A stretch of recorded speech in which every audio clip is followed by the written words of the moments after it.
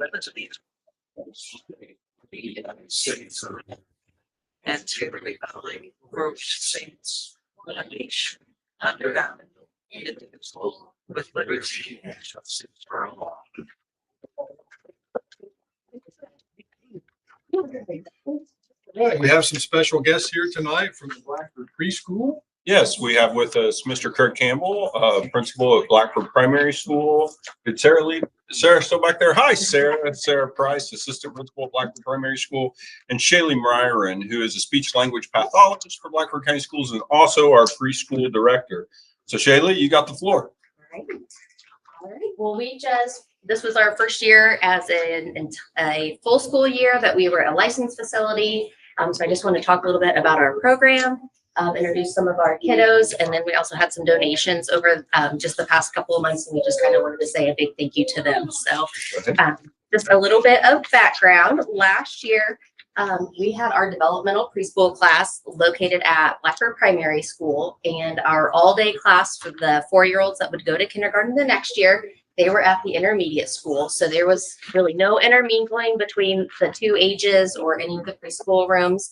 So this year we were fortunate enough, they were all able to be in our same building, and we added a third class. So we went from 40 kids in our preschool program last year.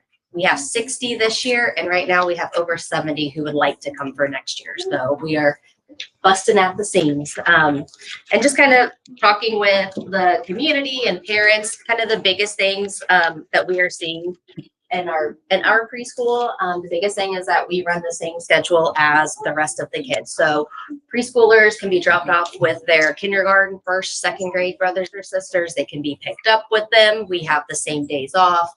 And it just seems to really work for the parents because they're already in that school schedule and they know every week, you know, we're going to be open from the 8 to 2:30 time. So just that consistency has been really good.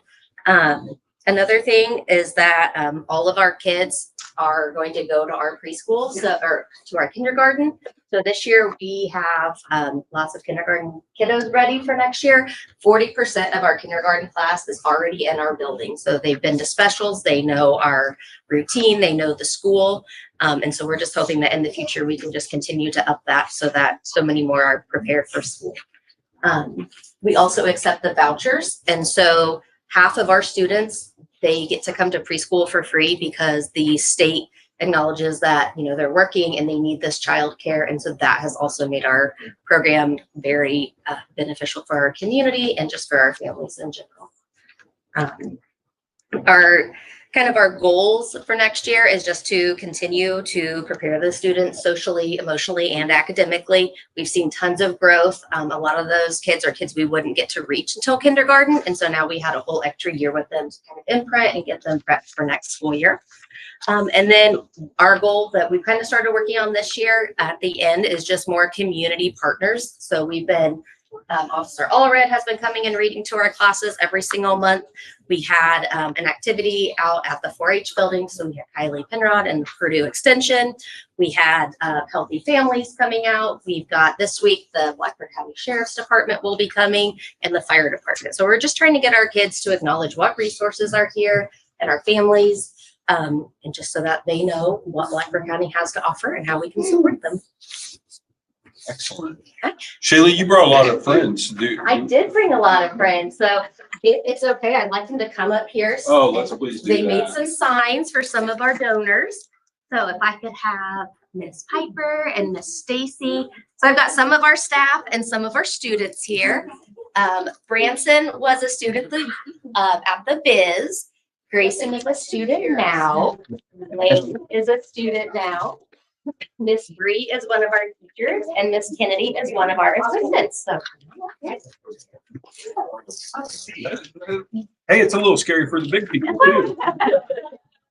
So we had an end of the year activity, just like one big field trip, community event. We had lots and lots of parents that got to come. And so we surprised all the kids with Mark's art. And so we were able to do that because we had, let me find my signs here. We had the Elks Club donate to our field day. And we had Spectrum Utility Services. They also donated. So we were able to have a really fun day over there. And then going into looking at next year, like I said, half of our students are on vouchers. And so sometimes it can be a struggle to always pay for those preschool supplies and different things that they need. So RWE gave us a very generous donation of $1,000, and they purchased more than half of the school supplies just for next school year. So could you hold that for them too? And they're going to take a nice big picture. So we just wanted to take this time to say thank you. We wouldn't be able to do all of this stuff for our students and our families. We had some amazing parents this year as well. Anytime we asked for anything, they sent it in like within the next couple of days, and it was with them. We were able to have such an amazing time this year. Excellent. Let's give them a round of applause. Thank you. Thank you. That's great stuff. Great stuff. I want to express my appreciation to Shaylee specifically for really taking ownership of this program. There was a mountain of paperwork to get us through the state certification to the level 3 with Pass to Quality. I want to thank Dr. Trinkle, Sarah, and Craig for their work in helping support this program as well. With your permission, we had a discussion item, as Shaylee said in her lead-in. We started this school year with 2 4-year-old rooms and a developmental room, and I came to you back in August because we had standing room only, and we added another classroom to go to 3 classrooms. And as of registration right now, we are at like 71. So we are completely full, and we already have a waiting list for next year. So I just wanted to check with the board. We're going to make a decision. We would like permission to add another classroom because we basically added almost a grade level in that building. The one downside is we're going to take one of the specials class, art, and we're going to move that to be an instructed in teachers classrooms off a cart. We already do that with computer and our technology rotation. Craig, what am I missing here on that? That's not great. Is that about it? Yeah, during that rotation of their special times, right now the computer teacher comes to the classroom with her little cart, and they work off their Chromebooks for that time. So we'll do something similar for the other special. There's a really large art supply storeroom that the teacher could use to store materials and those things, and it's going to be delivered. Other schools very frequently do this. They have, I don't know what you call them, itinerant teachers or teachers that kind of move through buildings in and out. It's just different from our practice, but the space at the primary school with this expansion is a little tighter than what we envisioned 3 or 4 years ago, because we basically added a grade level. Most of our grade levels are 5 classrooms or 6, and the preschool is expanded to that level. So that it's a great problem to have. The other piece of this with Shaylee's work and the state vouchers and those things, we've been able to operate this in a positive manner without any negative impact to our education fund. So that's a big switch in preschool for us. And that's a good thing. And Shaylee and I can clear up year-end numbers and present a report maybe in June to the board about how that's working. So questions or thoughts about expanding to another room? That's a great idea. As long as people in the building say we got room, I don't have a problem with it. Is 12 the max per class? Is there a reason? We have 15 full day class, and then our developmental class, we do cap it at 10 because the kids in there all have some extra needs. And so we want to make sure we're meeting them developmentally. And then when they're ready, they get to go to the all day class. So it's kind of like a stepping stone. For the level 3 path to quality that we're in, there are ratios of adults to kids that we must maintain. Shaylee, what are those? So for our 4-year-old classes, you can have 12 kids per 1 adult. And so we started off with 12 last year, thinking that maybe, we would just do a teacher in each class and a floating aide, and realized very quickly that we had a wait list and we just weren't meeting their needs. So now with the teacher and an aide, It's very easy. Like if somebody is absent and we don't have a sub for that day, we can just move around, you know, a couple of kids, they become classroom helpers elsewhere, and then we're easily in ratio. That's where that 12 came from. We started with just 12. Any thoughts? Any other questions for Shaylee or the group? Okay, it's a great program. Appreciate your work. Preschool folks, we're gonna let you go unless you want to stick around. We're gonna talk about handbooks and all kinds of fun stuff, but you can go. All right. Thank you.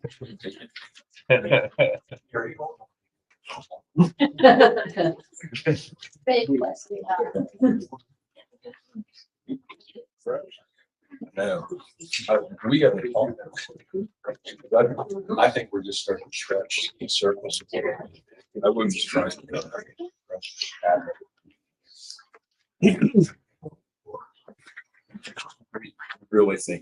We really think it gives us a good foundational spot because many of the families we're serving do not have to be paid for childcare.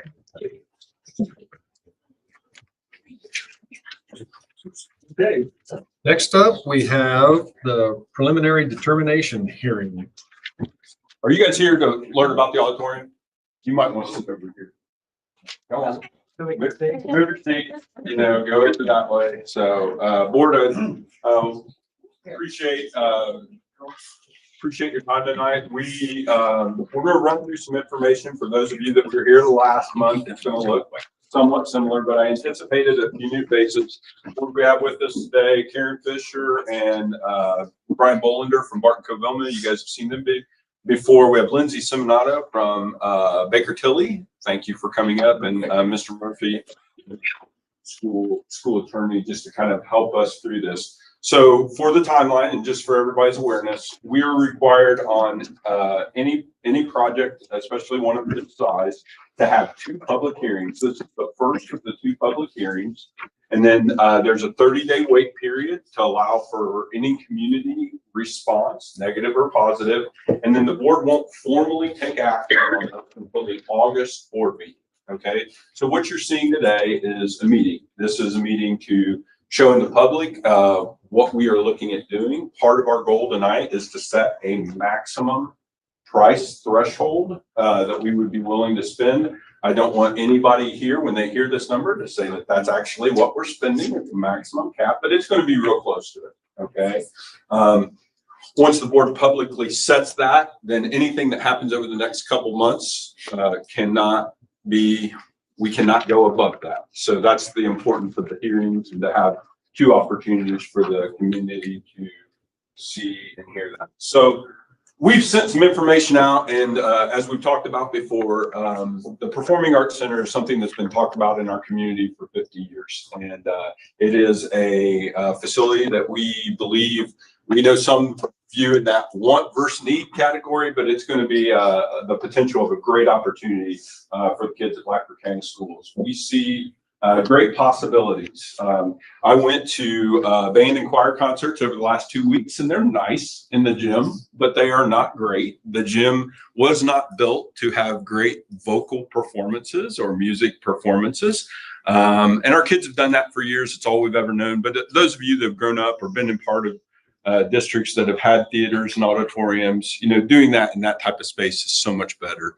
So we see enhanced fine arts programs. Our talented band, choir, drama students would finally have a great venue to showcase their talents. Our poor play kids, I went to the play, you know, we're doing it in an old choir room that's about this wide, you know, and we're excited for opportunities for those. Other school uses, Dave and I have both been school administrators in other districts, and we use auditoriums in those districts for everything. Your programs, your awards nights, your hopefully kindergarten graduation, although that was really full the other night. Just all kinds of class meetings, parent nights, all types of things. And then the board, I don't speak for you often, but your heart in this is that this becomes a versatile community space. I think you've shared with me that from the start. This would be something that we hope our community uses, that becomes a good partnership, for the school and really for Blackford County. There's no space like this that we're proposing in our county, which creates a new opportunity. We've had some initial conversations with economic development, with chambers of commerce, with other community groups, and we just see this as a space that could create new possibilities. Beth?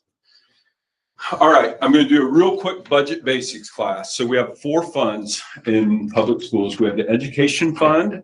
That's what we pay all our teachers, aides, administrators, nurse. We buy curriculum, we buy Chromebooks, we buy all kinds of things out of that. This is state funded. This does not come from local property tax dollars. And there's actually a dollar figure per kid. So every kid we have on the count day creates the education fund. Okay, so enrollment is always important for our education fund. Operations fund does just what it kind of sounds like: transportation, maintenance, custodial, operational staff, utilities, insurance. We're going to buy a bus later tonight, hopefully. We buy that out of there. This is funded by your local property tax dollar. Kimmy, hope it's her bus, right? I do. Okay, so For a new one.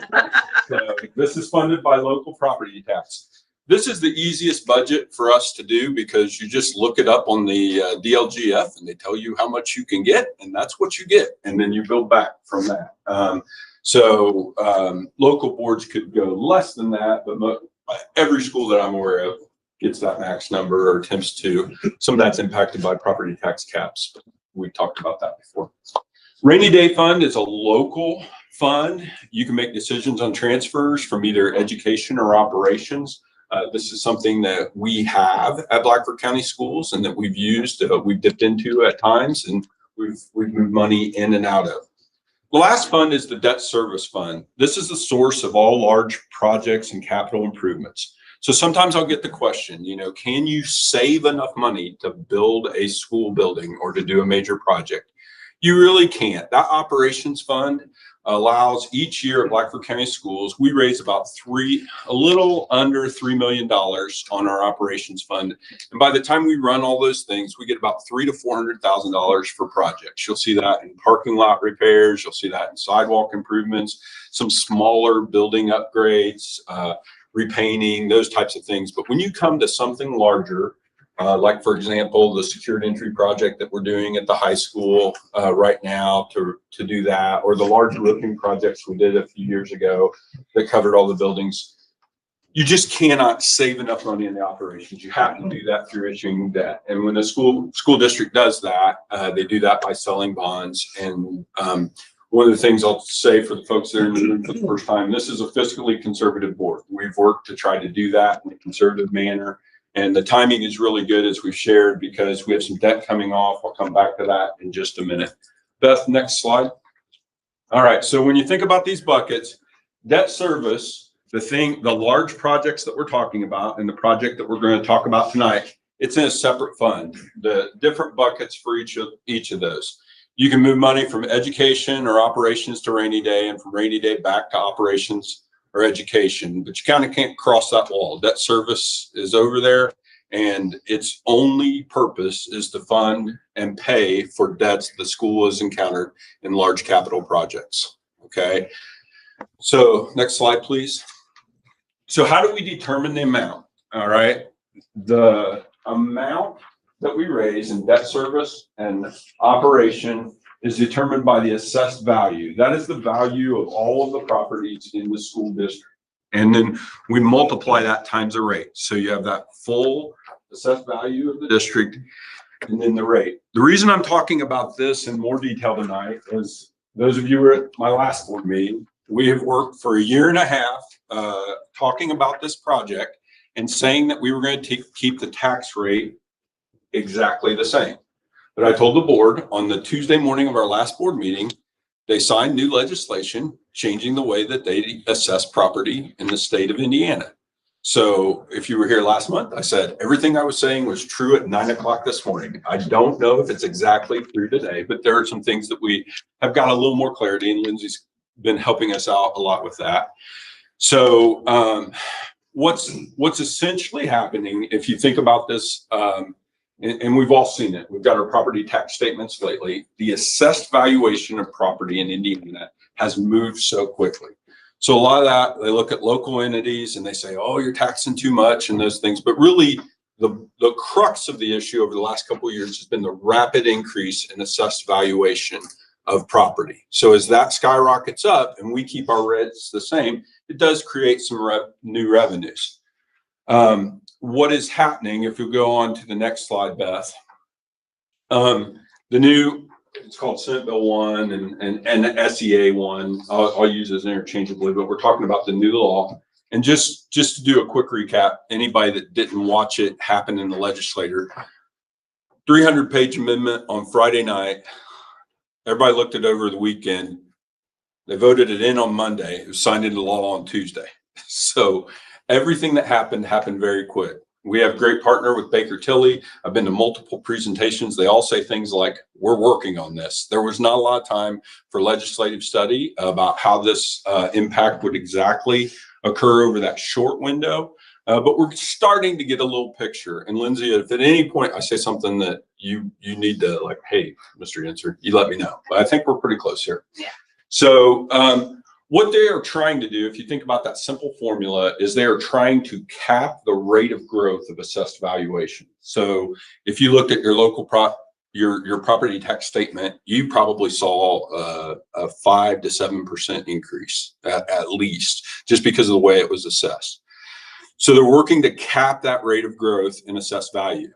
In some cases, and in some cases within our community, agriculture land, for example, there will be a decrease in the assessed value of the property.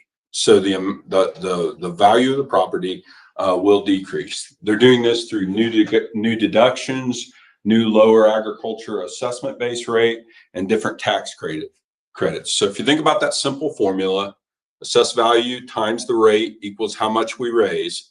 They're trying to slow how much the assessed value or decrease that in some cases. Next slide, Beth. So the impact is still being decided. If the AV declines, so the base rate of agricultural land will be at a lower level. And if our AV declines, rates are likely to increase. But that will not be because of an action of any of the local entities. It'll be a function of the assessed values decreasing, okay? When that happens, it's likely to push more of those properties into tax caps, which would reduce some of our operations revenue. So our commitment here through the last 2 years talking about this project has been on maintaining the rate. Well, we don't have control over assessed valuation anymore. We never did, but it was growing fast enough that we could manage the rate. Our promise in this needs to, as we look at what's going to happen, this is a phase in over 6 years, you know, so it's not all immediate. I think that our promise needs to shift to, can we do this project with the same levy being raised? So are we going to be able to do this project by raising the same amount we were previously raising annually to pay debt? Okay. So I know there was a lot there. Questions for it. Okay, I've tried to send some of this out. I know that it's moving quick. So we and Lindsay's going to talk in a little bit, but this project can be accomplished without raising the levy amount. So not to step on your toes, Lindsay, but just so everybody understands, the reason the board moves projects at different times is we do it when we're paying off debts. Okay, so we try to always sequence our projects to coincide with a reduction of debt. So we are paying off a significant debt in 2025. So that means bond issuance this year can be constructed in a way to keep the levy the same. Okay, I didn't say right. To keep the levy the exact same moving into next year as we move into that project. Questions? Lindsay, did I miss anything? All right, who's next? Mr. Murphy. Well, let me just add a couple of things. Chad explained that we are here this evening as a public hearing.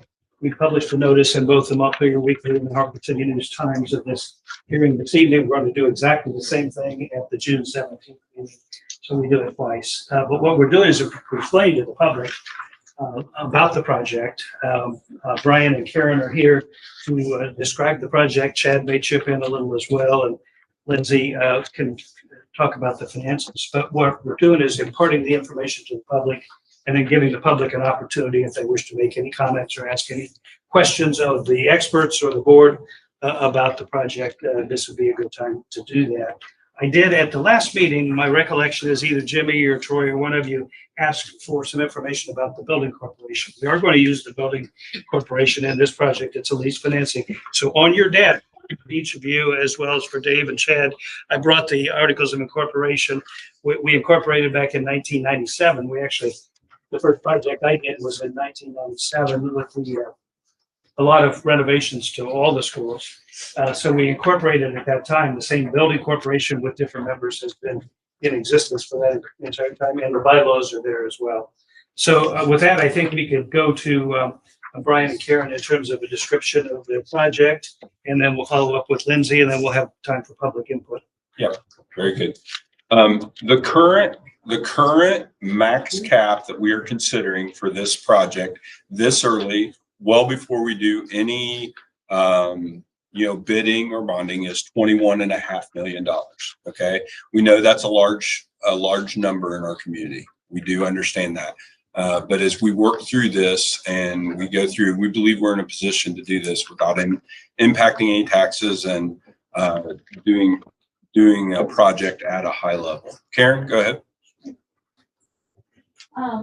Just to introduce where we are in the project, we're in the schematic phases still. So we've worked through a few different options. We've toured other facilities, gotten together with sort of a committee that is looking at this, and then the board gave some direction on how big, how many seats we can have in there, things like that. So we're still early on, but we have moved the project quite far.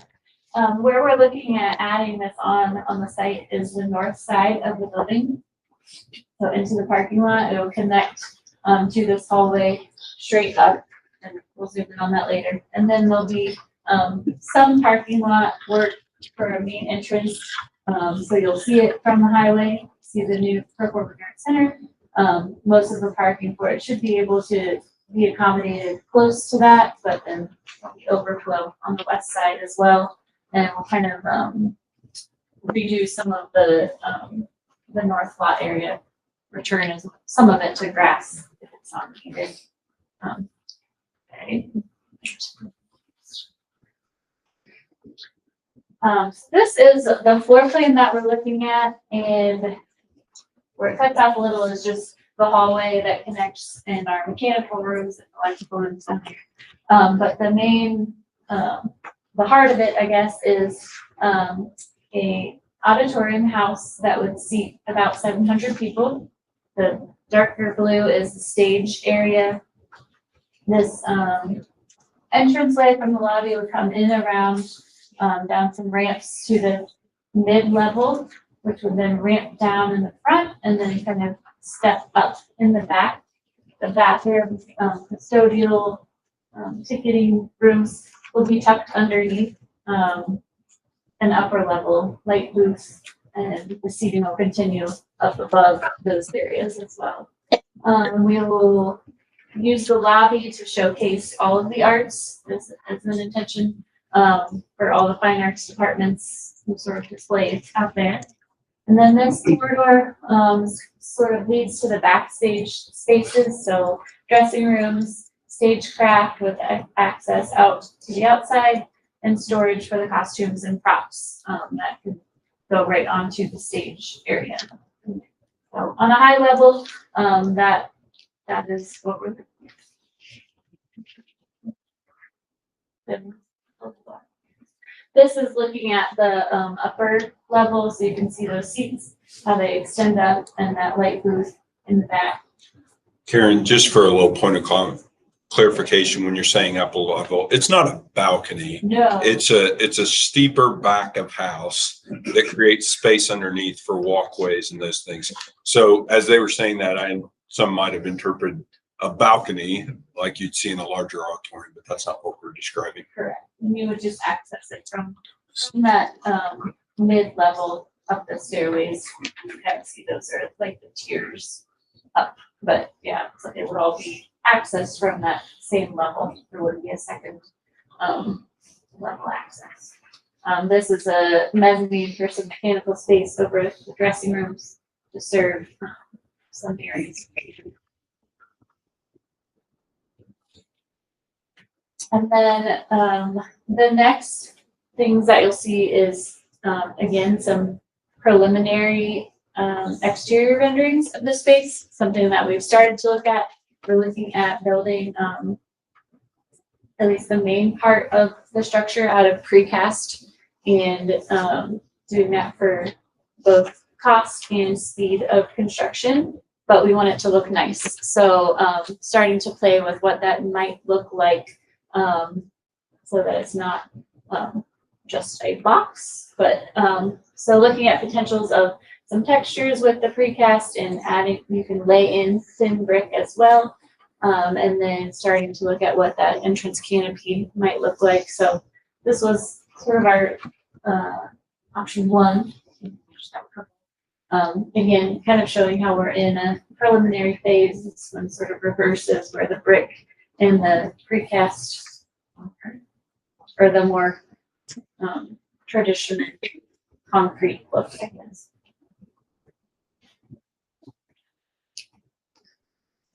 This one, which shows what it would look like if it's all brick.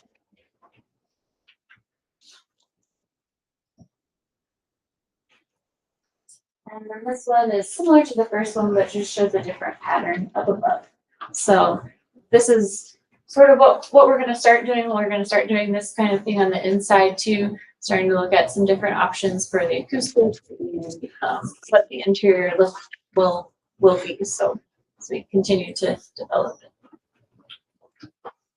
Good. Board, as we move a little further into the design, I'd like to invite you into conversations about what that looks like. I don't know if there's something that caught your eye. I thought in the renderings they sent, like if you tried to do brick top to bottom, I thought it was visually better to have some kind of break. And the reason we bring this up at this early in the gesture or in the process is that bricking up the side is fairly expensive, you know. If you'll remember, those of you that were on the Sutton Center with us when we did the Sutton Center project, you know, we started out with brick. It was 25 feet tall, and then it went down to 10 feet tall, and then, I think we ended at about 7.5 or 8 feet because that was an expensive, addition. So I asked Karen to maybe do just a couple renderings. We're still a long way away, but we're moving pretty quick. In terms of starting to get some ideas.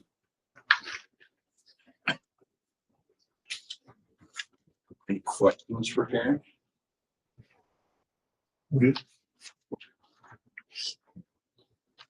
Okay. All right, Lindsay, I think you're up.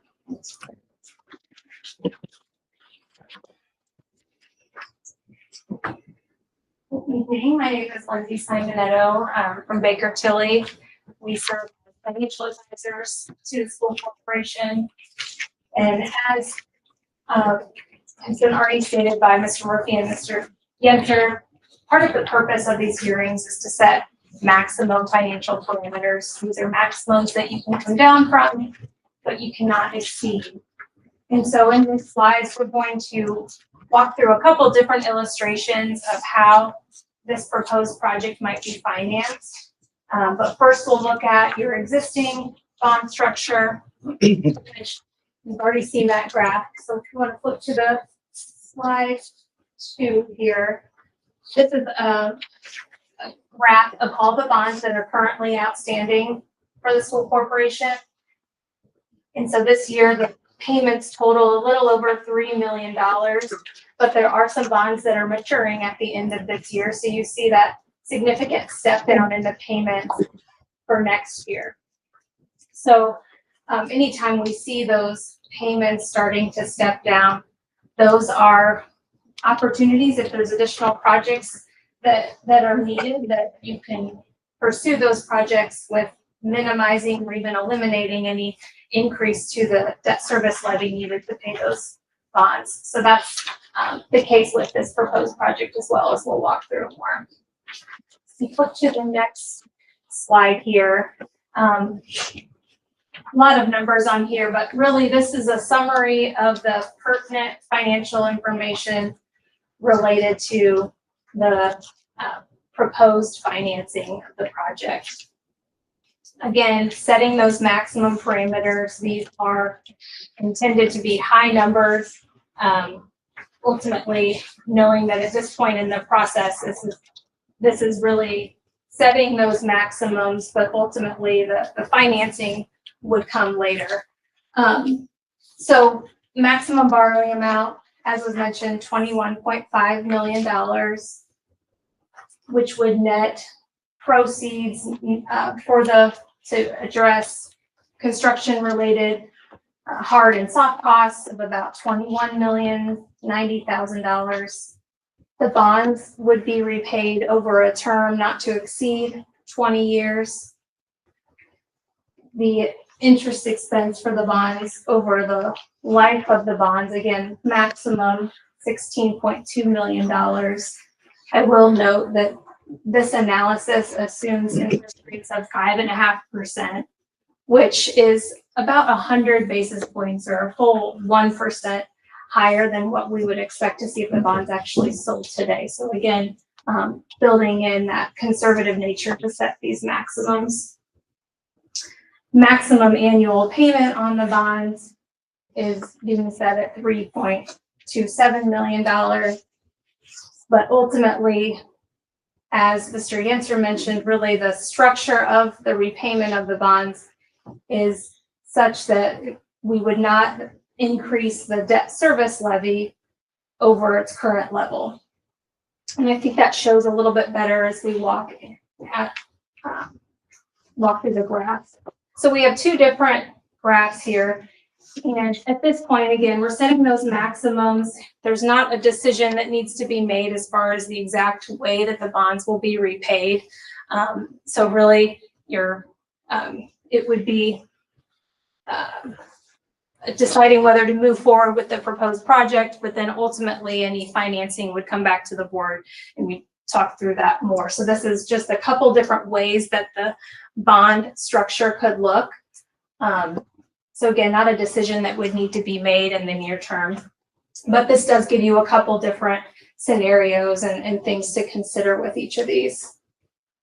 So in this graph, we have the gray bars. These represent the existing bonds that we already went through the annual payments on those. And then the blue bars represent the proposed project financing. We also have this dotted black line there. That's the debt service levy each year. So again, the levy that is needed to make the annual bond payments is not increasing over the level that it is this year. In this scenario, we're kind of terming it our payment scenario. Essentially, the annual payments, so if you look at the blue bars from year to year, they're around the same each year through the life of the bonds. And in this scenario, the debt service levy is maintained at the same level for the next 5 years and then begins to drop down starting in 2031. So really, board, that would be the next window to consider a large project would be 2030 if with this scenario. Without increasing the levy. Without increasing the levy.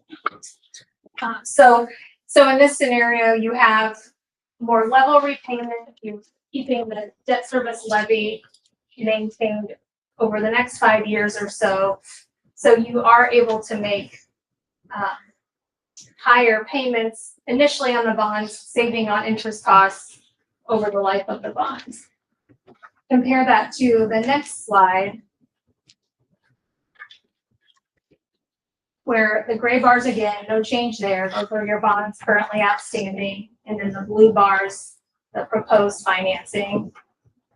The difference here, and we're calling this one the tailored repayment, where there's smaller payments in the first few years, allowing for the debt service levy to drop sooner. So the debt service levy in this scenario drops in 2028 versus 2031. And that's ultimately accomplished by having smaller payments over the first few years, pushing some principal further out into the repayment.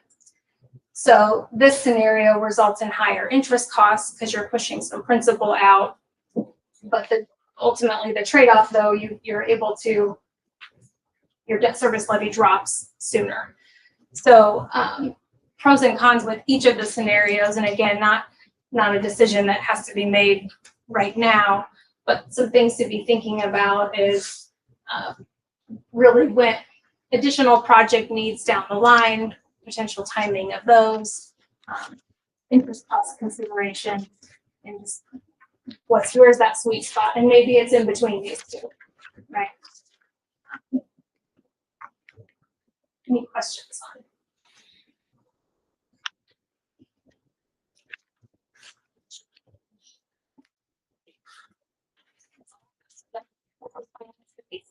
Thank you, Lindsay. So again, no decisions on that tonight, but in the back of your mind, and for those just joining us tonight, the board looked at several different projects, and then really focused in on two a couple of years ago, the secured entryway project that's happening right now at the high school to make the office more secure and bring it out to the front of the building. So now next fall, when you come to the high school, you cannot just go in the hallway when we buzz you in and go wherever you want. You're gonna have a secured entry. That was the biggest priority of our board at that point. The next priority was the auditorium, because we feel like we have a window to do it. One of the things that we didn't share in this meeting that I want to go back, the board feels, and I don't want to speak for you, but one of the reasons we're considering it right now is over the last 5 years, every roof in the building is every roof in the district is brand new and under 20-year warranty. Every HVAC system has been upgraded. We've replaced doors, windows. We've done the things.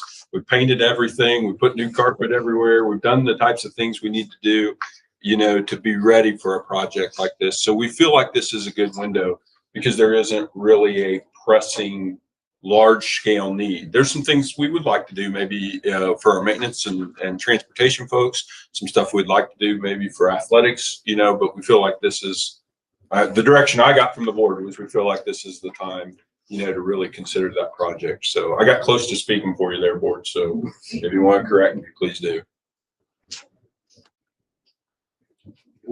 So thank you, Lindsay, and Aaron, appreciate it. At this point in time, is there any comments from the public in general relative to this potential project that you'd like to come forward with? Yes, sir. Just for the design, when I used to be in the construction trade, they used to do like stamped concrete on the solar panel. That might be something you could look at for some texture that's cheaper than the brick. Yeah, I appreciate that. The number of stained precast concrete options is overwhelming. It is. It's unreal, but yeah, I appreciate that. Yep. Something that comes to mind, like with us, if we did add that to the north side of the building, I know that a lot of the paving on the north side, I think about half that parking lot's pretty trashy. Kind of broke down. Is that considered in repaving all that? Yeah. So when I sent a letter out 2 or 3 months ago, and we talked about being in the $18 million range. Actually, some of the built-in on this is really about the site development. So our goal would be that the north lot at the end of this be all perfectly restored, or as Karen mentioned in her, we're going to cut some of it down and put it back to grass, even with this. That's a lot to seal and all the time. Yeah. And it's expensive. Wait around. We're going to ask for some money for them to I've see. been on money. that. I hate that. Yeah, honestly, and I'll take some ownership of that because Troy has been on it for years, but knowing that this project was looming and seeing what these scale projects do to our parking lot, I have tried to push it off because it'll wreck what's left out there, and we'll need a new lot. So good question. Sorry, somebody else has something. Stand up. I was taking some notes. So somebody that's not really affiliated with the school, don't have kids here, that kind of thing, they're gonna be asking, what are they getting back in return for this kind of investment in the community? I'd say from my perspective, it'd be whether you have children here or not, it's an investment in our community and an investment in our children, which is our, they are our future. So that's what it is to me. I think our schools, I mean, primarily our goal is about the children more than the community, but it really opens up a lot besides the arts. I think when we're thinking of this, we're thinking just arts, but it frees up space. Right now we have, choir and band, not just choir and band for the high school and the junior high, but choir and band for the middle school that, they're competing for that gym space that everybody's fighting over. And no matter how many gyms we build, we don't have enough space. It's also going to allow us to open up some more industrial tech space so we can get that classroom, the 2 classrooms down there back, because we can move the choir back to where it once was. So it's really a win across the board. I don't oppose it at all. Yeah. So No. I'm just saying I'm for just asking community. So another point to think about is we've got a district right next door that they're asking, what's Miss Sinnell asking, 54 million or something? It's about It's incredible. Now, because we've been fiscally responsible as a board for a long time, this is one thing that the community can get, but we're not going to change your taxes. They can't say that over in Gas City. They're looking at a big jump in their taxes. We're going to get this building and not really hit anybody in the pocketbook any deeper than they're already hitting it. And like Chad was talking about, the tax stuff is just crazy what's happening right now in the state. And I mean, we can't control that. We can try our best to keep it that way so we're not hitting the public in the pocketbook, but we're in a lot better place than a lot of other communities right close to us. Well, yeah, everybody's getting hit from every direction. They are. So no matter what it is. So what's the benefit of the school building something like this instead of like the county funding a project like this, where they can have a wider range of entertainment and that kind of stuff come in that maybe they could partner with, the school could partner with the schools and they could have full access to it, if that makes sense. Well, we've talked about, we've talked and we've had some discussions and met with the chamber and economic development and, looking for grants, looking for partnerships. So I'm open to that. I think it would be fantastic. I think I may be reading something into your question. So and you tell me if I'm reading something in, but the Gas City has the Performing Arts Center that was built through TIF dollars. So TIF is a special carve out in the taxing bubble. And there's a couple entities that exist right there because they're in the I-69 corridor that create revenue that is unlike anything we do in Blackford County. So they've got what are the 2 distribution centers? It's Walmart and Woodmark and Dollar General, those large. So all of those tax dollars sit within a tax increment financing zone that creates like the TIF districts we have. I think there are 5 in our county, generate a fraction of what that one TIF district does to do that. So I'll answer that question maybe a little differently. This is first and foremost a school facility. And we believe that our school, and it will, our school needs will come first from that. We hope the community gets involved. And not saying this badly about our county or community. I just don't know that the taxing structures of our county or our cities would allow that to go. But I think it's a fair question. I just want to make sure, because that's happening in a district real close to us. But there's taxing revenue in that area that is not being paid by local taxpayers, that is not present in Blackford County. I get it. And like I said, I don't oppose it all because it's been needed for a long time. I think you're asking good questions. I would just like to see, every avenue looked at before I mean, because my argument to go into the community was that feels like they don't have kids here, they don't have any use for it, that kind of thing. I don't know. I just like. Yeah. They wouldn't want me to buy, they Yeah, wouldn't want me to background buy work. a school bus later in the meeting either, you know, I mean. I know somebody that does.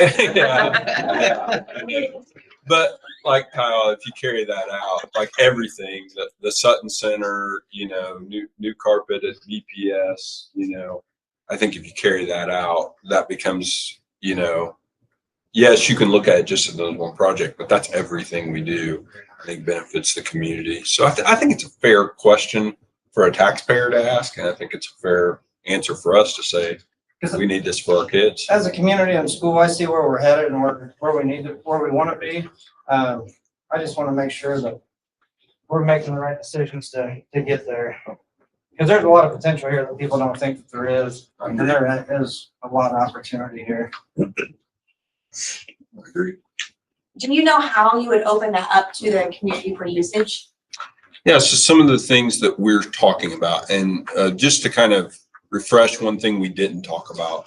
We talked about the bonding timeline, but this is a long project. So if the board votes in August to follow through with the project, we would hope to issue bids before the end of the year, bond the money before the end of the year, construction start in the spring of 26, hoping for the completion by spring break 2027.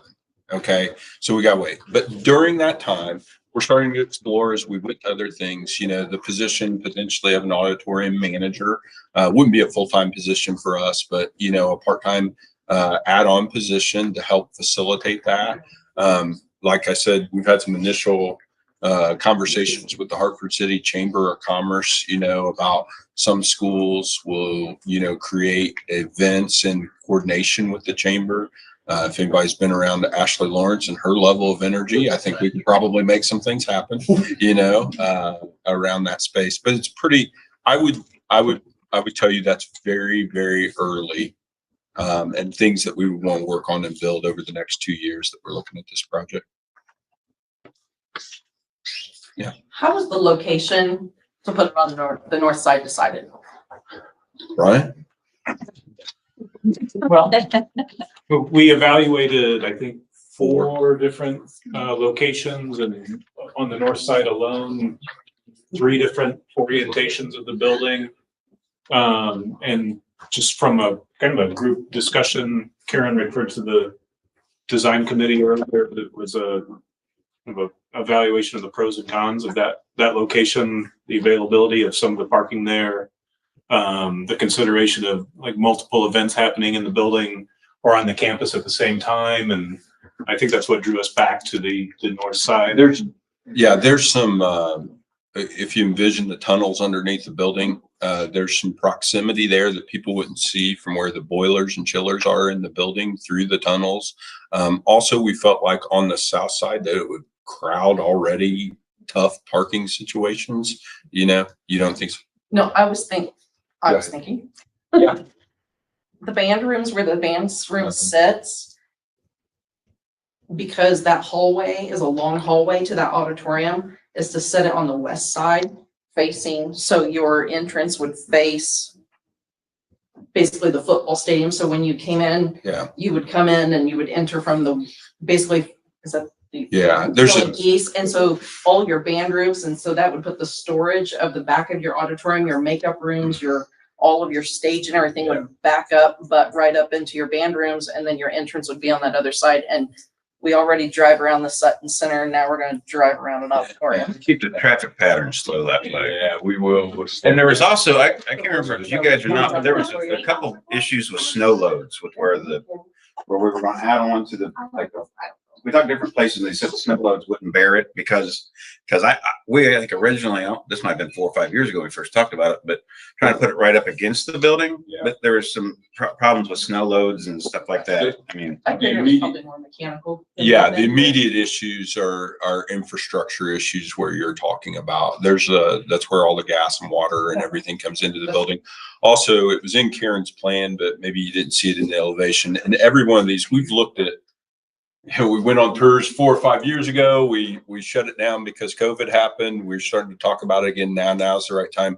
But in all these, one of the real things that our theater people wanted and we wanted for our theater people was a large gate and like the ability to load things in and out of the back of the auditorium. So the stagecraft has a big garage door and the ability away from traffic to move things in and out through a big garage door on the back. We really prioritize that because everywhere that we saw that didn't have that. That's what they said they wanted. They wanted so badly. Also on the west side, you'd be right proximal to like our food dumpsters and our loading dock for the cafeteria and everything. So we did look at that. Also right behind the, I don't know if you remember or if you ever saw it, also immediately to the west of the district, we have a very large in-ground swimming pool. You don't see, that's not what it is. It's a water tank that pressurizes, that's there for the sprinklers in the Sutton Center. So there is a large underground water tank that we couldn't touch right behind the JROTC gym. That's in the ground there that can't be disturbed, that has a big water reservoir. So that, yeah. One of the other nice things we talked about recently is just being able to shut that off. Yes. So to keep students out of there during the day, because it is, and if it is being used by the community, shutting it off so they can't go into the school there. So Very good. That's very important. I'm still trying to figure out where the connection is. Our Like, room doors. okay, so that northwest entry, it just comes straight on out Yep. into that, okay. Yep. Just imagine that entryway being blown up and you're just gonna walk another 20 feet out. You'll be at the edge of the lobby. What's this? for the students. For the students. Yeah. Right. Yeah. Any other questions, comments? This might be a silly one. Is there a concession area? But we don't want food in there. We put one in. Yeah. We might do bottled water, but everybody told us, don't do food. Don't do food. Your maintenance people hate you, don't, but yes, there's a concession. Store, I It's- think is what. We're calling it a merch store, right? That'd be nice. Yeah. So does that, Sell not food there. We can sell not food there. We're going to bottle water. Yes. So does that mean that you'll hire extra custodial staff to take care of that building? We'll need to look at our custodial loads as we go. It's an operational thing. Day to day, one of the things that we saw in the visits, if you look at it, the majority of them, they have like carpet runners down the aisles and then underneath the seats. We're going to do either stained concrete or like a poly type surface to try and do that. But yeah, it's a 20, how many thousand? Is that 29,000? It's 29,000 square feet. We're going to need help. So that'll need to be done. Yeah, there you go. Yes, sir. Does the project require any additional operating utilities? Water, sewer, gas, electric? Are we solid there with what our fees provide now? The, Maybe it's the, too early to ask that question. No, the water lines and the building's heated and cooled with hydronic lines from boiler and chiller plant. Those have the capacity to support the additional square footage.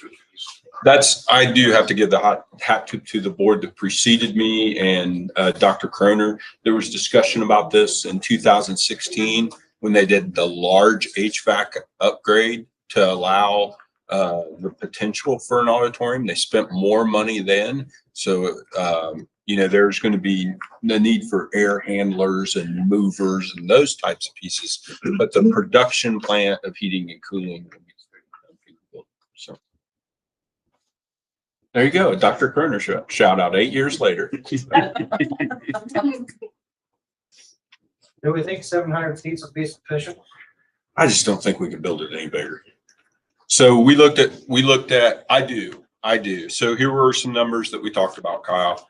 Our 9 through 12 population right now is around 460. Our 7 through 12 is in the middle 600s. So we felt like 700 would allow all the students and the faculty to utilize that building for an event during the day.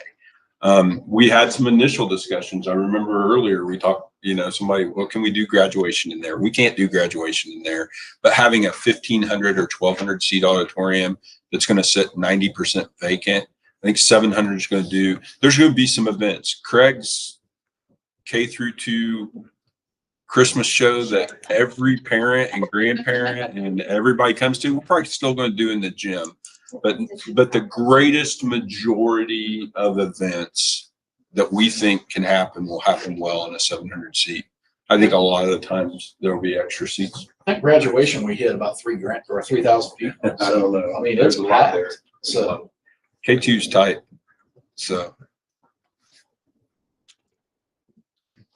Any other questions?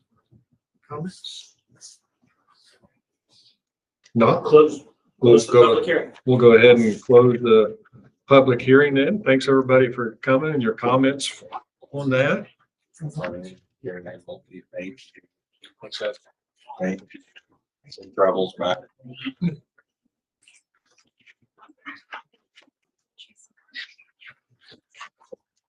We do have, our next section is we do have some more input on any agenda items tonight. If anybody has any input on a particular I'll say.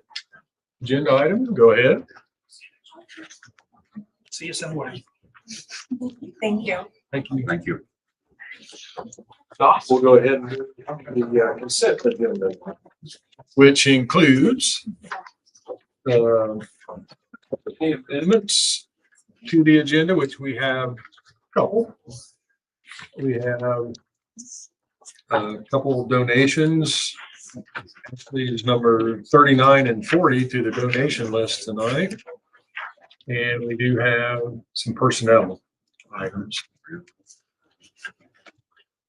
We also have our last regular meeting minutes up for approval, our claims up for approval. Tonight's claims are $1,988,759.44.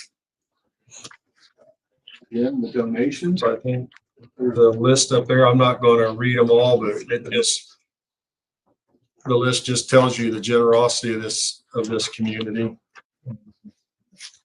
All sorts of different purposes up there. We got academic programs, we have field trips, different things. So we really appreciate everybody's donations for the kids.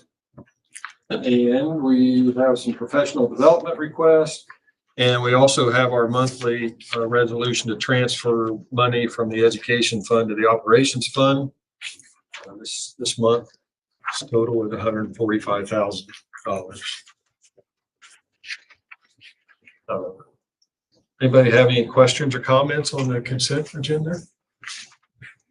Or would you like to have anything removed, voted on separately? Not, do I have a motion to approve? So move. Second. Those in favor?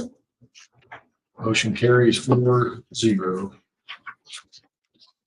Takes us to our action items. First up, we have the personnel report. And Mr. Yenser. Yeah, as you look through the personnel report, there's quite a few summer school positions, some different ECA movements and those things. We have a couple resignations, the resignation of Tyler McDonald, Matt Carlisle, and Autumn Moore from our teaching staff. Tyler, we're going to bring back on as an instructional assistant at the intermediate school. I'd like to take a few minutes, and there's one resignation I'd like to talk about just for a few minutes. Mr. Parker has asked me not to talk about it very long, and I don't listen to him very much. 4 years ago, I asked the board to restructure the assistant superintendency. We had our first two assistant superintendents, were finance guys and took jobs real quick, and we had some upheaval in the business office, and I felt like I needed to shift my work more to this level, more to those needs of the district. And I asked the board for permission to restructure the position around academics, curriculum, instruction, and leadership. I remember that meeting took like 2 hours when I was pitching it. Scott, like he normally does, says, Jensser, quit talking, just do what you want, just do it, you know? So that's the way it kind of went. And then, so we spent 5 or 6 months looking at a lot of candidates, and well, really quickly when I found Dave, felt really comfortable in terms of what his leadership was. Dave came in out of running Norwell High School. He had previously ran Whitco, and just immediately made Blackford County schools better from the jump. He's got just a real good leadership mindset. He's pushed me. He's caused me to grow, which I definitely have appreciated. Whenever my dad took me camping when I was little, he'd always tell me to leave it better than I found it when he was talking about the campus site. And that's what Dave's done with Blackford County Schools. He's leaving it better than he found it. I am excited for him on his next journey. He's going to one of the premier districts in the state to serve in their central office. But I would be remiss if I didn't spend a little bit of time thanking him publicly for his work. And I'll get more mushy on the last teacher day, but that's probably it for me. Dave, you want to talk? Appreciate the board. It's been almost 4 years, and been a lot of fun. Really in a luxurious position to have the opportunity in front of me, and kind of, knowing that if things don't work out, I'm in a great position. I feel really good. I'm very proud of the work that we've done together down here. Left some things on the table that I would love to kind of have seen across the finish line, but I'm really excited about the next person coming in. And I actually believe that she's going to be able to probably do some things that I'm not doing, or wouldn't have been able to. So I think that's going to be to everybody's benefit. But like Chad, I mean, this has been a great partnership. I've really enjoyed it. I've very much appreciated your support, the support from the staff. Good need to kind of come back home for a while and, invest back in the community. So thank you very much. Very bittersweet for sure. We sure hate to see you go, but to kind of jump off what Chad said, you have left us better than when you came in, and we truly appreciate everything you've done, and wish you nothing but the best going forward. Appreciate it. I'm gonna miss your policy procedures the most, probably, but but no, in all honesty, he really took us a long way with getting that squared away, and I appreciate that. I'm not gonna miss that either. Wait a minute, what's your job? You know exactly. That'll probably be one of the first things on the plate when I get up there. Oh, we need to redo our board policy. So. Put it on your resume.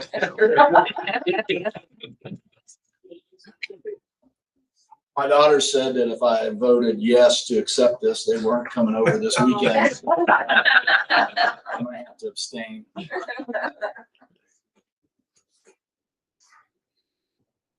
Okay.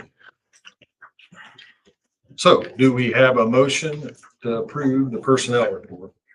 Or do you at least want to make the motion so you get in the front of I'll make the motion. A second? I'll second.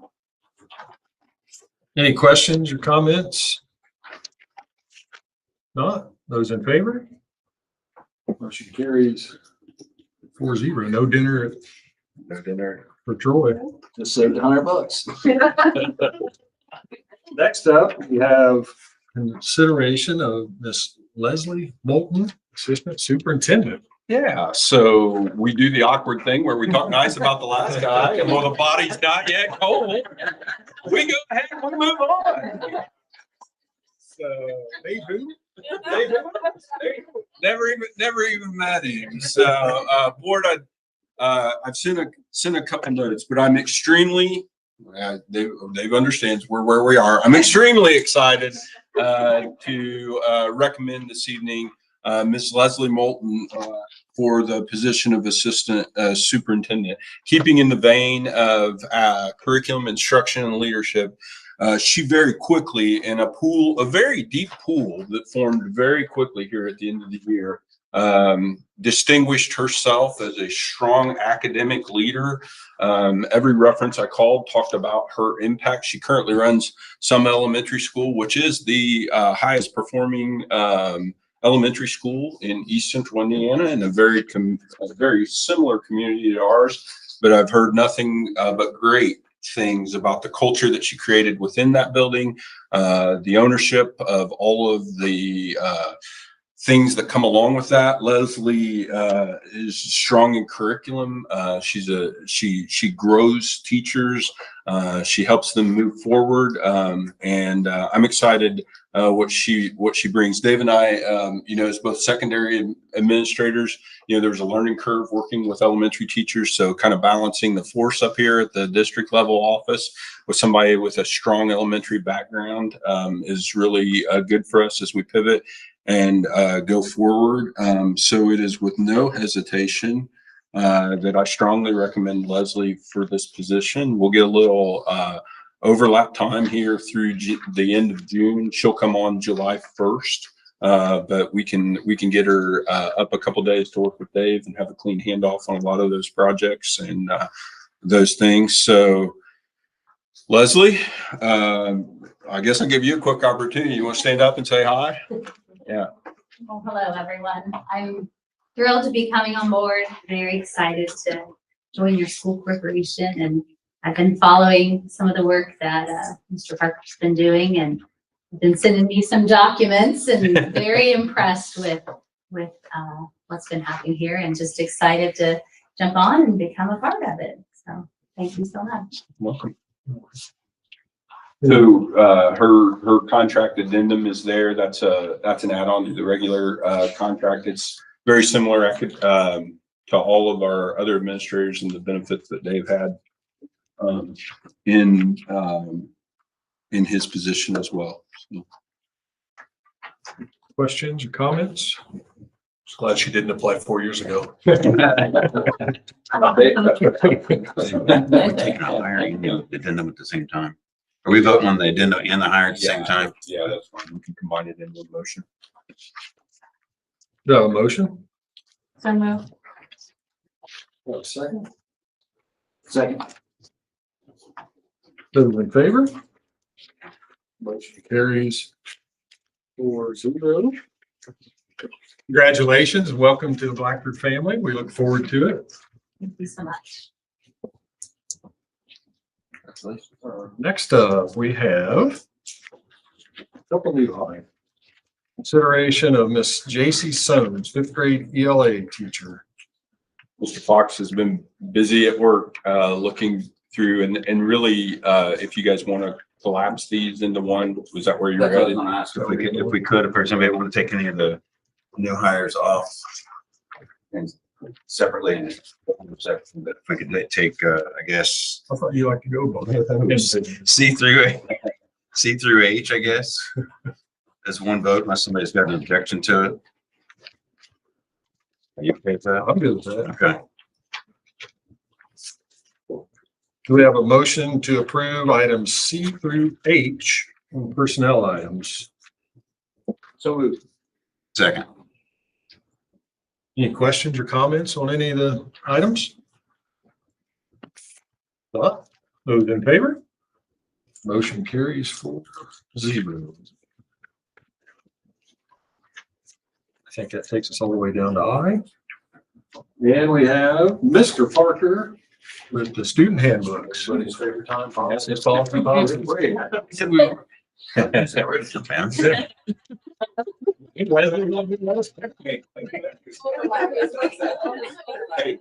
Effective June 30th. He's still got a long list. He's still got a long list before we let him go.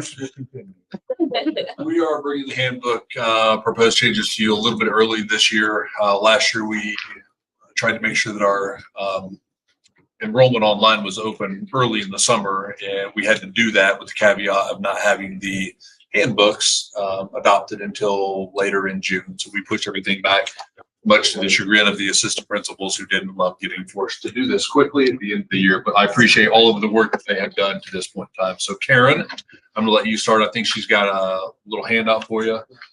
while you're passing that out, I'm gonna hit just a couple things and I'll let you talk about a few things. I had sent these to you guys a while ago, so everybody has the electronic version. Thank you. Karen will have a few specifics. She's going to talk about a few things I'm going to highlight. With the graduation requirements changing, we stripped out a lot of the old information, replaced it with new graduation information. I did add one thing about just student due process rights, which is we missed. It should have been in there probably every year and a half, but we got that in there. Mr. Painter rewrote all of our technology acceptable use policies. We changed all of that language.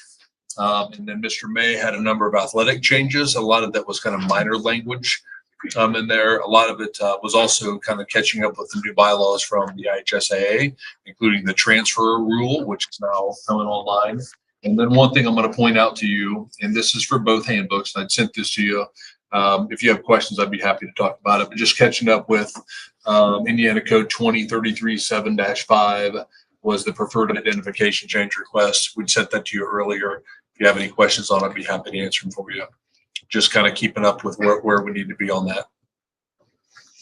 If not. All right, there's our summary. All right, so what I have in front of you is our updates at a glance. Really, as Mr. Parker said, new Indiana diploma requirements are coming on board for the class of 2029 and beyond.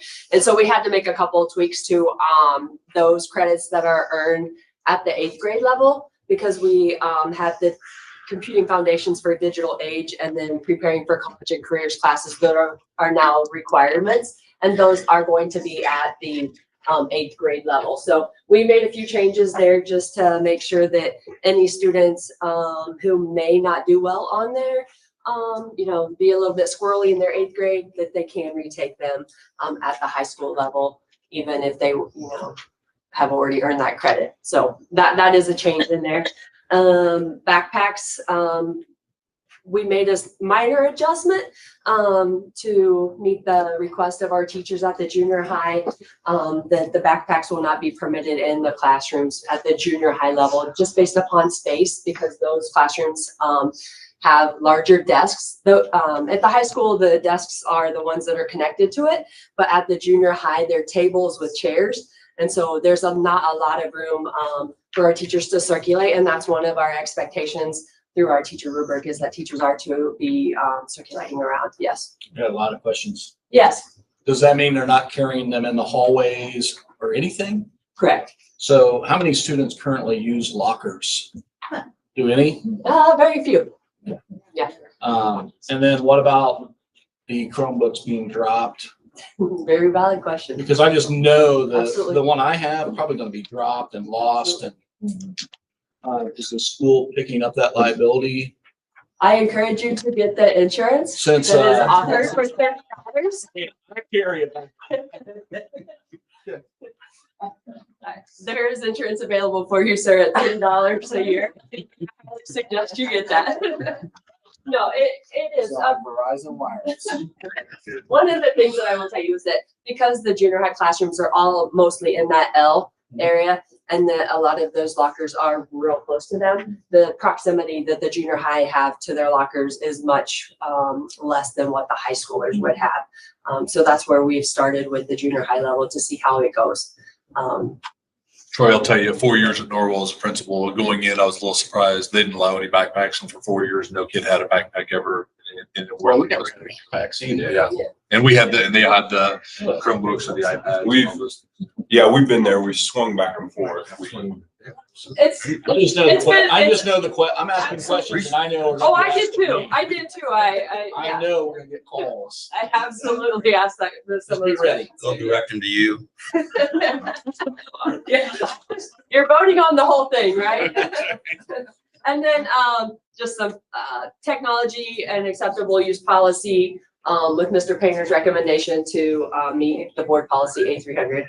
And then, as Mr. Parker said, the athletics did a revamping. One thing I really liked about that is the athletic award section is spelled out now so that you know what you're going to earn your varsity letter and what those requirements are going into each of that. So because I know some students would start a sport and they don't know exactly what it takes to earn that varsity letter. And so that's all spelled out for each of our sports that we offer at the high school level now within that handbook. So, and then the other one, the half-day arrival time for athletic participation. Right now, they say at the end of 4th hour, but sometimes on a 2-hour delay, or sometimes when we have our peak schedule, it just gets varied. So Mr. May recommended that it's just a cut 11 a.m. Not that we have any students that just say, I have a headache today, you know, and I need to stay home half day. Mom or dad lets them, but that's what it is the expectation that they're at school by 11 a.m. to count it as a half day to participate in their athletics and the evening. So those are the main points for the changes at the junior senior high school. So any questions? Yes. Food is generally discouraged, Oh, but yeah, sorry. It's at the teacher's discretion. Yes. That's kind of confusing to me. Okay. Is it discouraged or not? Okay. It's discouraged, but we have some teachers that allow it from time to time. So All the cool teachers allow it. Okay. But in life, you have you have to learn like expectations of different people and different places that you go. Okay. So that's where we're trying to teach them that flexibility to say, okay, you walk in the 3rd hour, no, the expectation is you can't have it. So then, you go to 4th hour and this teacher might allow you to have it today or tomorrow. And that's just, you have to learn those accommodating factors in life. So it's just kind of preparing them for that.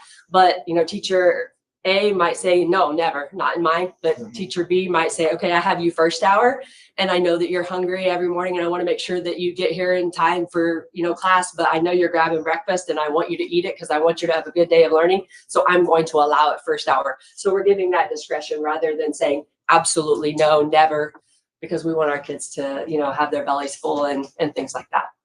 So just giving them that flexibility to allow it when needed. Okay, thank you. Thank you, Karen. About it, unless you guys have any questions. Just kudos for once again, the state changing our requirements for graduation as you guys have to work through it again. We love it. Glad it's you and not me. You want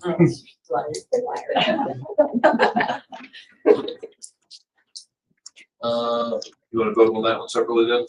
Since it's its own agenda item. Yeah, we'll do it. Is that okay, Mr. Mike? We'll go ahead for the high school one. Do I have a motion to approve the high school handbook? Junior, senior high school. Have a second? I'll second. Any questions or comments? Not those in favor? Motion carries 4-0. Next up, we have the BPS BIS elementary handbook. I'll turn the floor over to Sarah and Chester in a second, but really very, very few and just minor changes in this one. A couple of things will highlight the same thing as the last one. The due process rights was added in there. All of the technology, the acceptable use and responsible use language for Chris added. Identification language. And then one thing that I had asked Sarah and Chaz to collaborate on was we have a discipline matrix in each of the handbooks. If it's your first offense doing this, this is the consequence. If it's your second offense, so on and so forth. We felt there was a little bit of a gap, and there should be in some areas between what happens at an elementary level and a junior, senior high school level. But some of them, it just felt a little too far. So they made some minor changes to kind of maybe just come a little more closely aligned with some of the things that were at the junior, senior high school. Other than that, any specific changes you guys want to talk about? Any questions you guys would have for them? They did a lot of work. Last year was the real big revamp. So we're kind of happy there wasn't a whole lot to do this year. Sorry that Sarah didn't give a handout for you guys.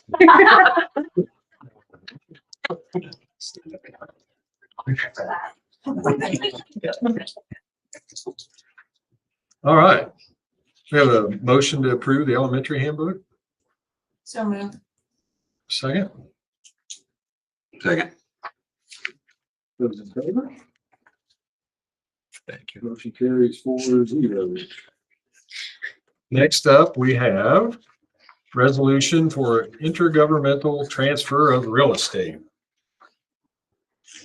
What we're trying to accomplish here is, as you may recall, is we're putting together the two parcels, the parcel that we own, which is the Babe Ruth Field, and the parking lot, which the city owns. And so if you pass this resolution, I'm working with the city attorney, the city will deed to us the parking lot.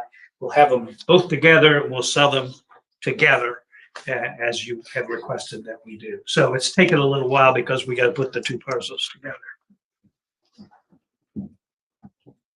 Any questions on that? No, but in honor of my predecessor, I drove by there today and it looks pretty bad. There's a bunch of trash down there. So, Appreciate it. I don't know if the city left it that way before they transferred it back. They haven't transferred it yet. Yeah. You can tell them, go clean it up. Yeah. Stipulation. It's a whole lot. No, it's just stuff around the buildings, stuff that's built up around the buildings more than. So are you making the motion as long as it's cleaned up before we take it? We will clean it up. Don't want to for sale. A motion to approve? So Second. I'll second. Those in favor? Motion carries 4-0. This has been talked about a couple times tonight. There we go. Big bus recommendation. yeah, you'll see a curling quote for a couple different buses there. We're recommending the Thomas bus at 180,722. Just for frame of reference, Troy already asked the question. The first bus we bought together in my tenure in 2018 was 83,882. And the current best bid is 187.22. The reason I asked that is because the same thing is true with the auditorium. Yeah. Like when we first looked at this pre-COVID, it was significantly cheaper. It was less than half. So it's doubled as well. So everything is Like tariffs. tariffs. That's what I'm thinking. Yeah. I will say just very quickly, some schools are starting to pull these into long-term debt issuances. We're fiscally managed in a way where we do not need to do that right now. That would be like wrapping your car into your home mortgage. I don't want to do that. But some schools are being forced to do that as they start looking at it. So. A motion to approve the bus purchase. So moved. Second. I'll second. Those in favor? Motion carries 4-0. Do they have air conditioning? All the new buses with air conditioning. It's nice. That's what they call it. $20 grand if you cut out the- Cut out the air. Take out the radios. Hey, we don't want to skimp on the bus drivers. I'll let you know.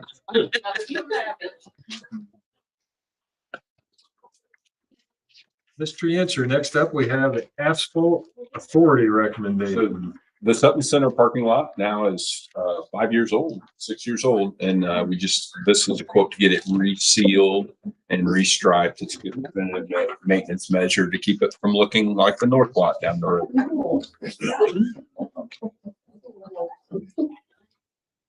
Any questions or comments on resurfacing?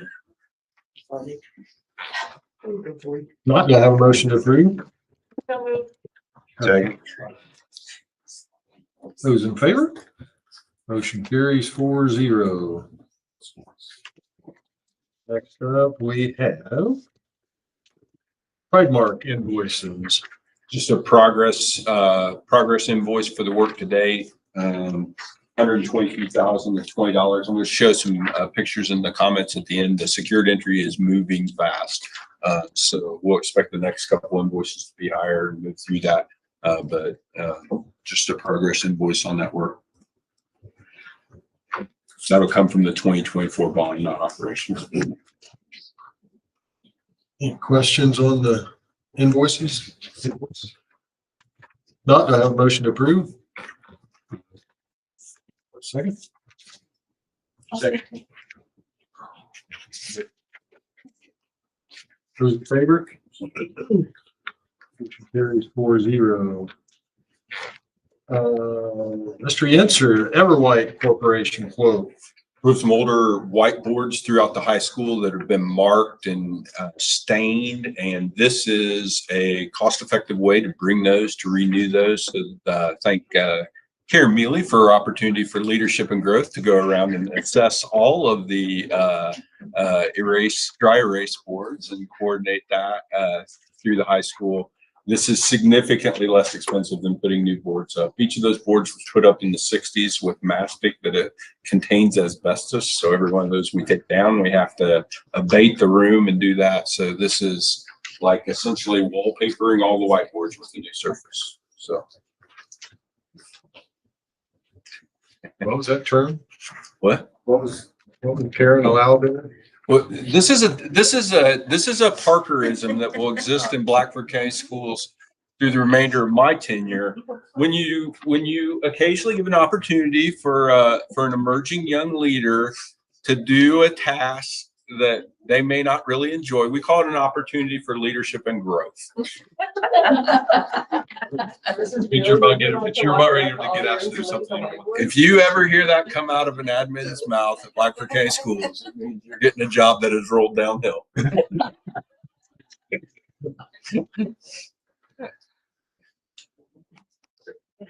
Thank you, Dave. That's actually over Jason Ridge. Oh, Ridge. Wow. Any questions or comments on the Everwhite? I can see the development taking place already. Yeah.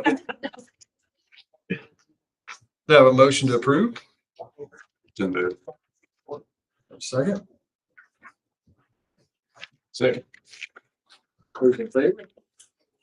Motion carries 4-0. Moving fast.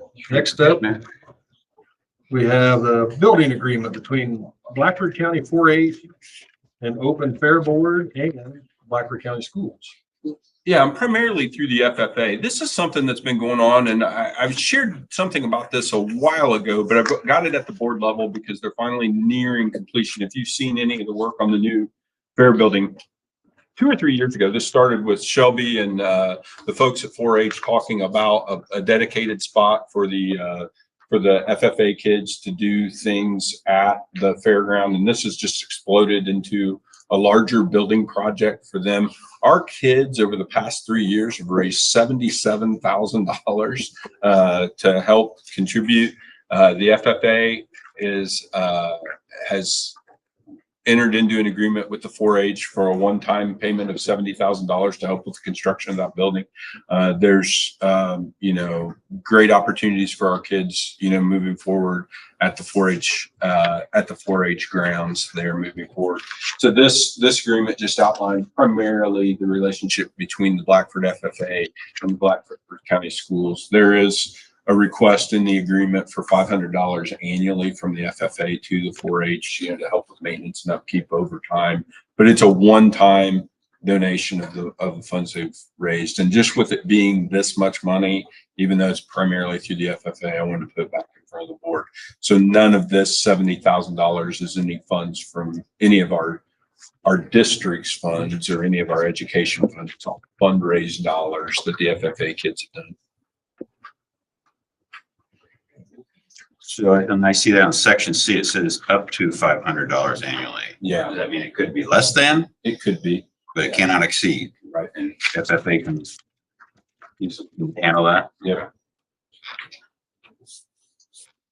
And this just gives the FFA access to that building. Yeah. Yep. So they'll do events throughout the fair and events throughout the year, in that facility. So. Any other questions or comments? Not a motion to approve? So moved. A second? Second. Those in favor? Motion carries 4-0. Gets us through our action items. We move to our discussion items. First up, we have the secured entry update. Just a couple quick pictures I took last Thursday morning, and I wish I would have taken them Friday afternoon because it's already painted and it already looks a lot better than this. So there you're standing in the lobby. You can see like the secured vestibule. Go ahead, Beth. They're looking for some, they've got some facing materials coming in. So this is standing in the new lobby. The new lobby is going to feel a little smaller. It's going to feel a lot more secure than what we previously had. Go ahead. This is a look down the hallway there. We caught some of the gray paint, the blue and gray. All right.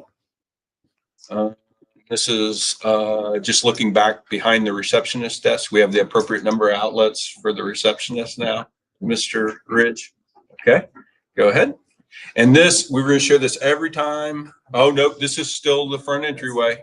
Front That's my entryway. window. Yeah, there you go. That's right behind Amy's desk. Go ahead. Or Dawn's desk. Rectangle. There you go. Your window, that's Yeah. the smaller table. Is that it? Okay. We had a couple others. I must not send them to Beth, but there, I try to always put one of Jason's window because Jason has a large office with a big full window in it. Awesome. It's beautiful. It's moving quick. We're expecting to take possession of that at the end of the first week in June. They're starting as soon as graduation to move into the existing office demo and those things the week after graduation. So the first week of June is actually when they're going to move all the furniture over into the. Yeah, we bought all new furniture, but yeah, it'll be ready to roll. Carpet and everything. Substantially complete is what we're told. There'll be some punch list knockout items, but substantially complete by the end of the first week of the front, and then all the stuff in the old office. Right. Mr. Parker, next up, we have the IREAD. Yep. Got some info for you. We're getting most of our state test data back. Not quite ready to share with you. I learned some.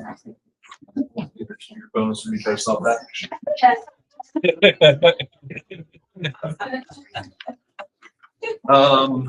So first of all, I'll just remind you, this is the first year that the IREAD 3 is a retention test. So first state mandate, kids who do not pass that IREAD test unless they qualify for what's called a good cause exemption, and not every kid does qualify for good cause exemption. There is mandatory retention. So I've got 3 pages here, and there's some really good news. There's some mixed news. I was told administrators, and I hate me saying this, but like I think all data is good data, even if it's bad, because at least it tells you something, and you know what you can do with it. So the very first page is the grade 2 IREAD data from this year. So if you go back just a couple of years ago, we had a pass rate of 37.8%, on track rate at 13.5%, and just under half of our kids were considered at risk of passing the next year. We're doing okay that year. We're a little bit behind state average, but for the first time when we had opted in at this point in time, the entire state was not doing it. We felt like we were doing okay.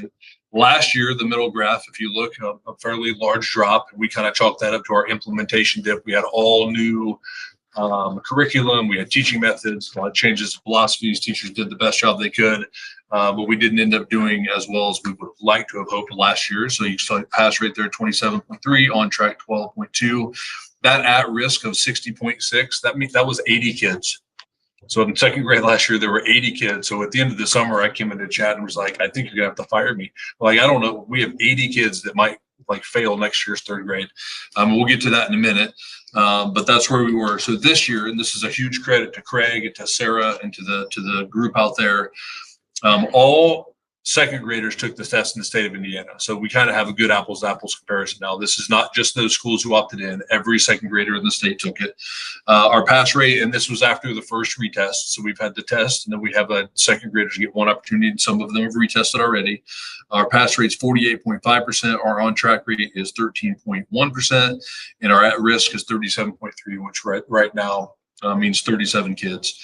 When you look at that at risk data, the at-risk data, I think, starts around 400. Am I right on that? Around 400, the score of 400. Passing is in the 440, 450. Our our on-track data would go down as close to 350 with about, I don't know, like a 90%, 95% pass rate for kids in second grade that are 350. So really, when we look at that slice of red, I don't think it's nearly that large. In fact, I would say based on the work they did this year, I fully expect, I'm not going to throw a number out there, but there to be some really good gains last year. some of the foundational scores that they did this year, which correlates to high passing rates as third graders, was really, really good. So all things considered, this year was a great year down at the second grade. Still got a little bit of work to do to catch up to where I think we need to be with the state, but I fully believe that that is coming. So any questions on the second grade data? It's unofficial data, by the way. These are based on our numbers. They could change, a kid or two here and there, but that's where we're at. Second page there, page 2, the third grade iRead. If you look 3 years ago, we had a pass rate of 72.5%. We were about 9.5 percentage points below the state average. And then last year, with the work that we did, we made a jump up to 77.3, which was a fairly substantial jump if you look at the kind of cohort of people we compare ourselves to. Still about 5% below state average. And then again, going back to, we had the 80 kids that were at risk last year. So we were thinking 80 kids potentially may not pass. This year, we actually ended up at only 28 of those kids that did not pass. So the third grade had a ton of really good movement. With one retest left. They still have another retest left. So we expect to be above 80% after the next retest. So really, really proud of the work that they've done. State is making some good gains too. So I don't know that we're going to make a whole lot of gain on them. But overall, we've done pretty well. So of those 28 kids, again, I still think we'll have, a handful more pass. Probably between 11 and 15 of those kids are going to earn good cause exemptions. So we're looking at potentially retaining between 10 and 15.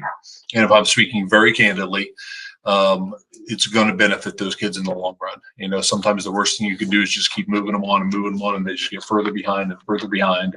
So it's nothing that everybody's going to be really excited about. But I think it's going to be to their benefit. And that could change a little bit. But right now, we're probably looking at between 10 and 15 retentions this year. Again, state law, not just us doing it. Parents may be contacting you about it, but that's just where we're at. So, okay. I'm in favor of it. Because it does put pressure, just makes the next teacher's job harder and the next teacher. And then the whole class ends up suffering because we've fallen behind. And so, and it's hard to wrap their head around it. We care about kids and you don't like the idea of the stigma, but I can tell you, I can think of a specific kid Craig held back last year in second grade. And I don't know the exact percentages, but that kid jumped from like 250 on the iRead as a second grader to 400 this year when he retook it. And I guarantee, well, I won't guarantee, but I would, if I was a betting man, I would put mine on for sure next year's a third grader too. So all things considered, I think his staff is going to be very conscientious of that. Jim's staff is going to be very conscientious of that, and they'll do a great job, making sure those kids know that they're still valued and they're loved. And sometimes it just takes a little longer for things to kick in, and they'll do a great job. So I want to point out that these are on the last page. I've already kind of alluded to both of these, but this is kind of like where those kids were at second grade at the end of last year, just with all the changes we had done to where they were this year. Again, just kudos to all of the people who have done all the work that they've done at this point in time too. So any questions on that, guys? good job. Yep. Good job. Yeah. Second grade teachers. They've all done a really good job. And I joked earlier about this.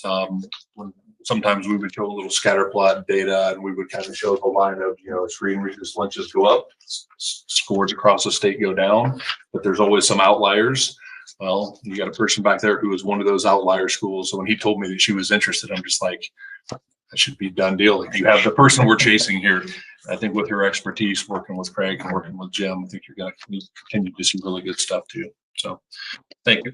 I want to echo just my appreciation to the teachers and the leaders in those buildings for the good growth in that, and just wanted to reiterate, one of the reasons I asked David to do that tonight. It's weird to think about such high stake testing, for 8 and 9 year olds, so I just wanted you to be aware of that as we go into it. I think our admin teams have done a great job communicating the potential retentions to all those parents. We have some pockets that, it's a hard thing to hear as a parent when your kid's getting held back and it's, not really your choice. And I just want to make the board aware. I think that our team has done that. We worked to get better, move all the kids that we could through that, and then communicate early with folks. This will not be a gotcha to any parent that receives this news. They've been talked to, numerous times about the concern. Just want to share, this is not something we've done with a heavy hand. But it actually is going to shift and actually add another section potentially to our third grade. As that grade matriculates up, we're going to have to add another section of third grade because of the retentions. So it's a big deal, and I just want to make the board aware about that. Thank you. Gets us through our discussion items. Any public comments tonight? Tom? Superintendent comments? Way too much. I'm done, guys. Board comments? Thankful for the public. Biggest crowd we've had in a while. So thanks for coming out. There's no more board comments. This meeting's adjourned. Thanks for coming. All right, thank you, everybody. Bye-bye.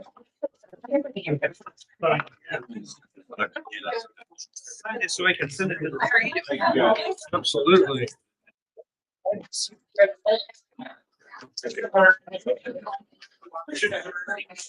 Welcome. Get a lot.